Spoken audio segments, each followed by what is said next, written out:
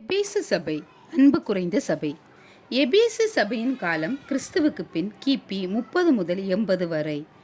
இது காணப்பட்ட பகுதிகள் ஆசியா மைனர் எனப்படும் இன்றைய துருக்கி, ஆசியா, ஐரோப்பியா ஆகிய நிலப்பரப்புகளை கொண்ட மலப்பிரதேசம் ஆகும். அங்கு தியானாளால் என்னும் ரோம தேவதை, அப்போரோடைட் என்னும் கிரேக்க காம தேவதை வழிபாடுகள் ஓங்கி இருந்தது. அங்கு அப்போஸ்தலனாகிய பவுல் பெரிய அளவில் ஊழியம் செய்தார். அப்போஸ்தலர் 18ஆம் அதிகாரம் 18வது வசனம், 19வது அதிகாரம் 1-10 வசனங்கள். அங்கு ஒரு பெரிய நூலகம் இருந்தது. அப்போஸ்தலர் பவுலுடைய பிரசங்கத்தினால் ரட்சிக்கப்பட்டவர்கள் 50,000 வெள்ளிக்காசு பெருமானம் உள்ள மாயவித்தை புத்தகங்களை கொண்டு வந்து சுட்டரித்தார்கள். அறிமுகம். 1 நிலையங்கி தரித்திருந்தார். ஆரோன் ஆசாரிய ஊழியம் செய்யும்போது அணிந்து கொள்ளும் பிரத்யேகமான நீளமான வஸ்திரம்.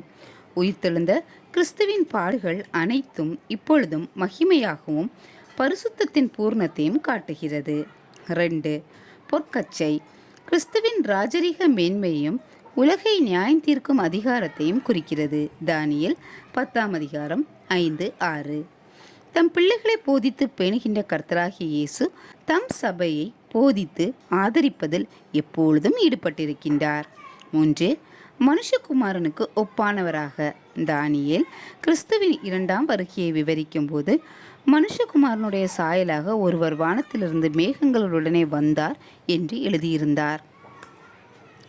தானியேல் 7:3. அவருடைய முகம் வல்லமையாய் பிரகாசிக்கிற சூரியனை போலிருந்தது. அதில் அவருடைய உள்ளான சுவாபத்தையும் காண்கிறார் என்றார். அதே சுவாபம் இயேசு கிறிஸ்துவின் முகத்திலும் பிரகாசித்தது.